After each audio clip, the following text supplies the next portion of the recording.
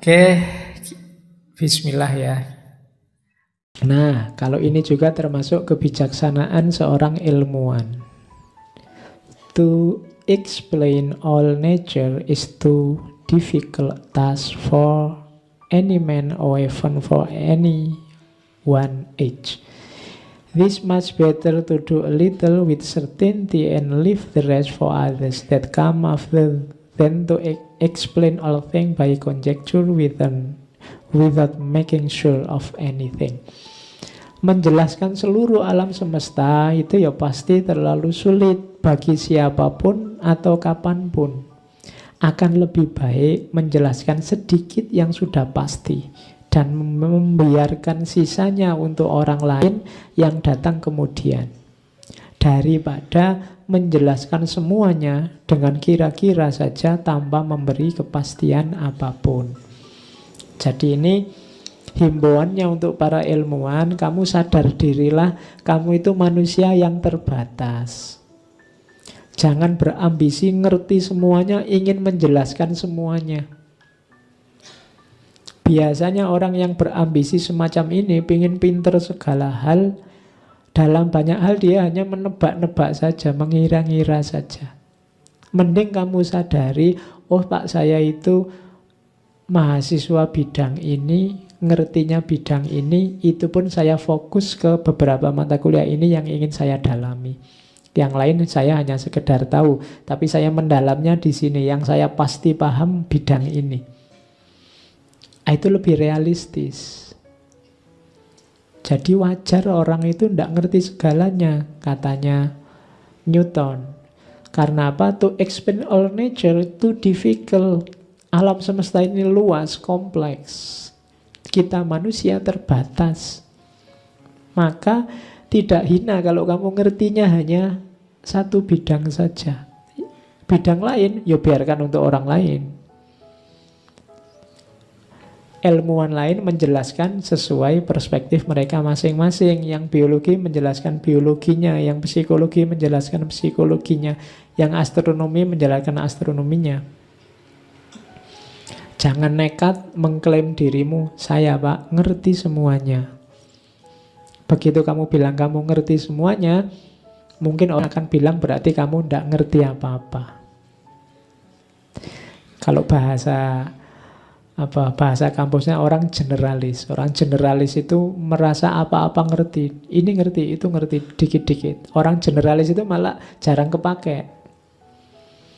Di dunia ilmiah itu kan misalnya ada diskusi tentang apa, itu yang diingat duluan kan bukan generalis, tapi spesialis.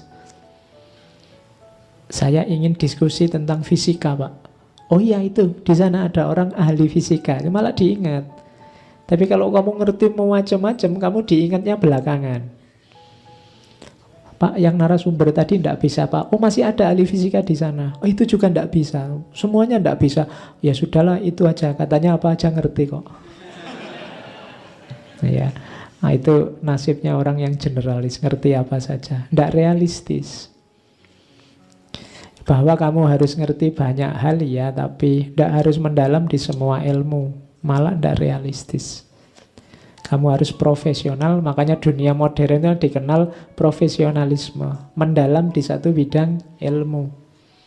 Dokter itu yang lebih mahal pasti yang spesialis, bukan yang generalis. Kayak di puskesmas itu kan generalis. Dokter umum itu biasanya lebih murah, tapi yang spesialis biasanya lebih mahal, ilmunya lebih spesifik.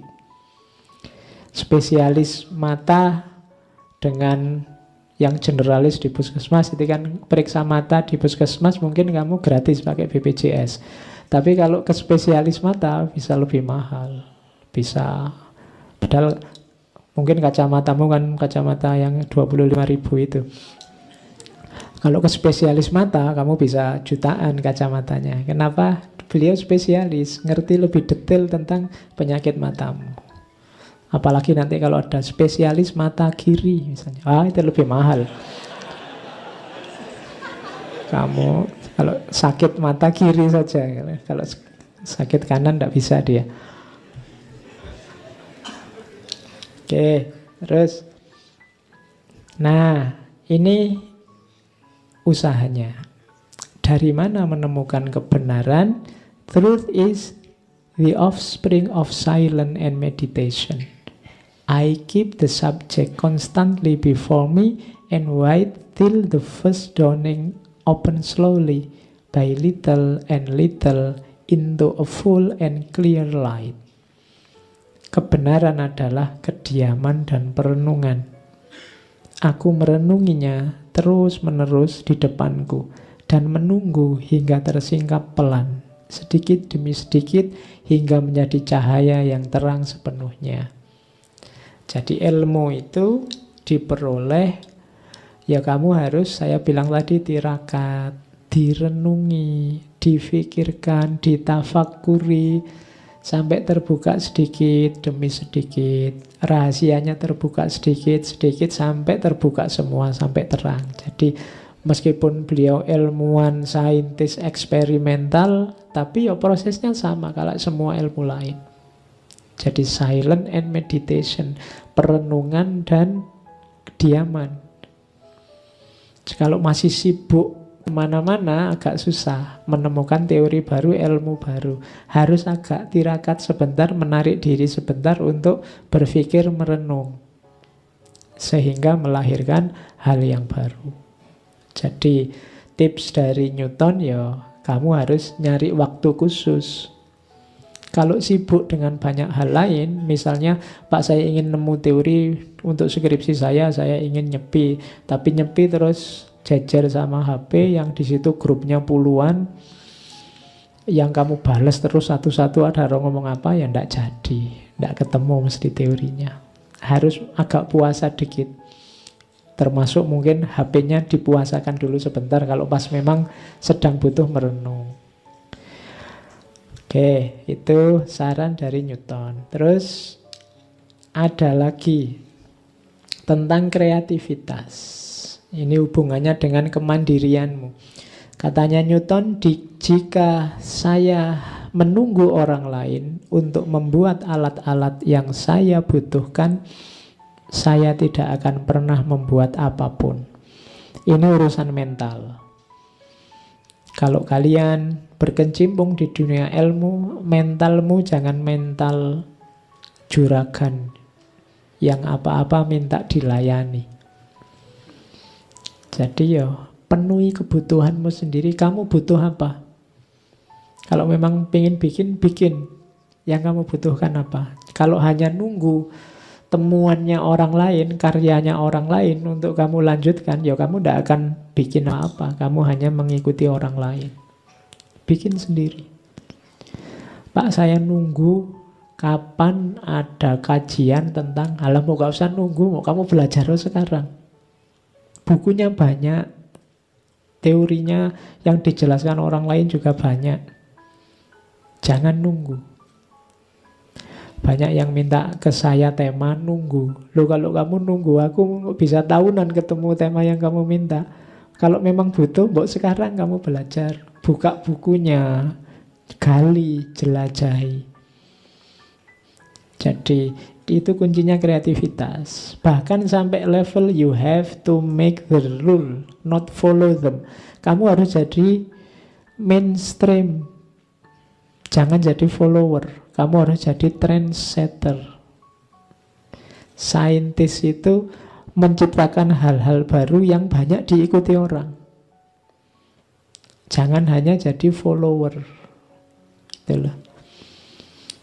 Padahal kamu mengikuti ribuan orang, followermu cuma 2. Iya, itu pun dari akunmu yang lain yang kamu bikin sendiri. Iya, kamu cuma follower ngikuti orang lain yang nggak ada yang ngikuti kamu. Cirinya saintis itu dia bikin hal yang baru, yang original, yang menarik karena dibutuhkan oleh orang lain. Kalau kamu memproduksi ini, otomatis nanti followermu banyak karena dia dibutuhkan oleh orang lain. Maka you have to make the rules, not follow them. Kamu yang bikin aturan. Jangan kamu ikut aturannya orang lain. Berarti kamu tidak kreatif. Oke, jadi itu rumusnya seorang saintis. Kalau ini terakhir-terakhir tentang kehidupan. Ini agak umum kalimatnya. Live your life as an exclamation rather than an explanation. Hiduplah dengan hidup yang seperti exclamation. Exclamation itu seruan. Bukan hidup yang explanation. Explanation itu penjelasan. Hidup yang seruan itu kan hidup yang menyeru, membuat orang bergerak, membuat orang mengikutimu, membuat orang mendekatimu karena butuh padamu. Bukan hidup yang explanation, hidup yang kamu butuh menjelaskan ke orang lain karena orang tidak memahamimu, karena orang mungkin tidak suka denganmu, karena kamu tiap hari menyusahkan mereka, karena gaya hidupmu tidak cocok dengan mereka. Terus kamu butuh banyak menjelaskan. Tiap hari kamu bikin excuse. Tapi jadilah manusia yang exclamation. Manusia yang seruan, bukan penjelasan. Hari ini kan banyak orang yang penjelasan, menjelaskan dirinya biar diterima. Tapi jadilah orang yang kamu tidak perlu menjelaskan. Orang otomatis akan mengikutimu karena karya-karyamu, karena kreativitasmu, karena tuntunanmu, gaya hidupmu yang menarik bagi orang lain. Itu namanya exclamation. Bukan hidup yang explanation, yang butuh panjang lebar kamu jelaskan ke orang lain. Yang kedua, I can calculate the motion of the heavenly bodies but not the madness of people. Aku bisa mengukur pergerakan benda langit, tapi aku tidak bisa mengukur kebodohan, kegilaan manusia. Masyarakat itu kadang-kadang melakukan hal-hal yang tidak masuk akal, dan itu tidak terukur. Itu keluhannya Newton pada perilaku masyarakat. Yang ketiga, tact is the art of making a point without making an enemy. Tact itu kalau di Indonesia kan jadi taktik. Yang disebut taktik itu making point without making an enemy. Kalau bisa hidupmu semakin meningkat, itu kan making point. Kamu menghasilkan sesuatu making point, tapi without making an enemy. Itu ciri orang yang cerdas. Itu namanya taktik. Kamu sukses tapi tidak ada yang tersakiti. Kamu tidak nambah musuh. Kamu berhasil, tapi malah nambah teman, nambah banyak orang yang suka padamu. Karena kalau sukses sambil menyakiti orang lain itu gampang, mudah. Tapi sukses yang bisa tanpa nambah musuh itu tidak gampang. Kalau bahasanya Sosro Kartono kan menang tanpa ngasorake. Menang tanpa mengalahkan. Nah, ini kalimatnya Sosro Kartono versi Isaac Newton. Jadi making a point without making an enemy. Kebenaran itu kan sering begini, ketemu ternyata sama yang diungkapkan di sana sama di sini. Bedanya yang sini pakai bahasa Jawa, yang sana pakai Quran bahasa Arab, yang barat pakai bahasa Inggris. Isinya sama ternyata. Itu yang disebut kebenaran itu hakikatnya satu. Oke. Yang keempat ini penting. Pengalaman yang sama dapat menimpa siapapun, tapi sejauh mana dan secepat apa pengalaman yang sama itu memberi pelajaran pada seseorang, hasilnya akan berbeda atau relatif satu sama lain. Jadi orang itu punya kesempatan yang sama, punya kekuatan yang sama. Bahkan juga kalau ditelusuri pengalaman yang sama, pengalaman lahir kecil, main-main, jadi remaja, sekolah, kuliah, ini kan pengalaman-pengalaman. Hampir semua kita mirip, meskipun ada beberapa yang extraordinary, tapi secara umum sama. Yang membedakan apa? Kemampuan untuk mengambil pelajaran, kemampuan untuk mengambil hikmah, Kemampuan untuk menjadikan pengalaman apapun jadi tumpuan untuk hidup yang akan datang lebih baik. Ini yang setiap orang beda-beda. Sehingga dari pengalaman yang sama itu bisa melahirkan orang yang luar biasa, bagi satu orang, tapi bagi orang lain hanya lahir orang yang biasa-biasa saja. Kalau yang aspek ininya beda-beda, meskipun bekal dan isinya sama. Oke, jadi itu beberapa pandangannya tentang hidup. Masih ada, kalau ini bisa jadi rumus. What goes up must come down. Apapun yang naik pada akhirnya pasti turun. Jadi hidup itu ada bagian ininya. Kita awalnya semua setara biasa-biasa, dalam perjalanan hidup ada yang kemudian melejit naik. Tapi yang naik pasti pada saatnya akan turun.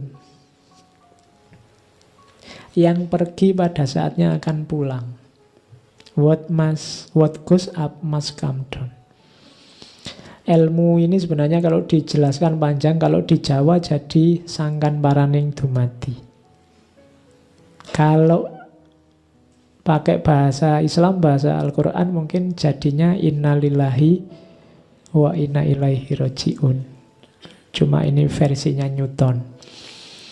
What goes up must come down. Yang berangkat naik ya nanti akan kembali turun. Memang tempat asalnya di bawah, tapi terus dia naik, terus balik lagi turun. Hidup itu begitu, up and down. Terakhir, we build too many walls and not enough bridge. Ini menyindir kehidupan sosial kita. Kita terlalu banyak membangun tembok, tapi terlalu sedikit membangun jembatan. Akhirnya apa? Manusia banyak terkotak-kotak. Jadi kita terlalu banyak topeng, terlalu banyak identitas, terlalu banyak bangunan yang kita bikin untuk memisahkan kita dalam kehidupan kita, sehingga kita terpisah-pisah. Sebenarnya tidak masalah orang itu mengafiliasikan diri, aku kelompok A, kalau kamu kelompok B. Ini kan namanya membangun tembok. Tidak apa-apa, cuma yang keliru apa? Kita kurang membangun jembatan. Jadi, ya kalau bahasanya Habermas komunikasi, ya kita kurang komunikasinya. Jadi kita tidak punya jembatan untuk saling bersentuhan. Akhirnya kita benar-benar terpisah. Sehingga kita rawan konflik. Kita terlalu banyak bikin tembok-tembok, bikin benteng-benteng tanpa jembatan. Silahkan kamu punya aliran A, saya aliran B, yang lain aliran C. Tapi mbok yo, dalam benteng kita masing-masing, antar benteng kita dibangunlah jembatan. Sehingga kita tetap bisa saling berhubungan. Kita terpisah-pisah tapi tidak tercerai-berai. Kenapa? Ada jembatannya. Kekeliruan kita selama ini, kita terlalu banyak bikin tembok, bikin benteng, dan minim jembatan. Kalau sekedar terkelas-terkelas, terkelompok-kelompok kita sudah. Berarti sekarang saatnya kita bikin banyak jembatan. Banyak usaha untuk saling bersentuhan, saling berkomunikasi, saling bersambungan satu sama lain sebelum kita benar-benar bercerai-berai. Dalam segala aspek kehidupan kita hari ini, baik di dunia nyata maupun di dunia maya. Tugas kita hari ini. Oke, saya kira itu ya. Isaac Newton dengan segala kebijaksanaan hidupnya, di luar karya-karyanya yang luar biasa di bidang sains. Oke, saya akhiri sekian. Kurang lebihnya mohon maaf. Wallahul muwafiq, wallahu a'lam bissawab. Wassalamualaikum warahmatullahi wabarakatuh.